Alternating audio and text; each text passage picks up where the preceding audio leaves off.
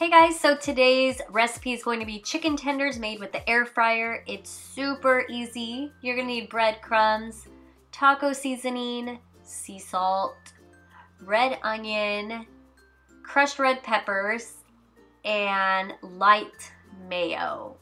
So I just put 1.5 tablespoons of the mayo in a bowl, and then in a casserole dish, I put the breadcrumbs, the onions, the taco seasoning, and the red peppers in there, and then mixed it up.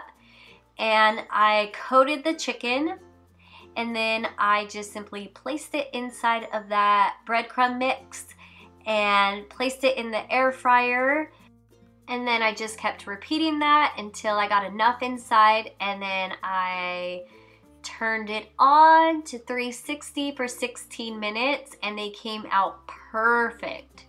And I made some more after this. That's why there was extra chicken and all that. But this was so good. You could dip it in pico de gallo or barbecue sauce, and perfect snack or a dinner with a salad on the side. So hope you guys enjoyed, and I will see you soon.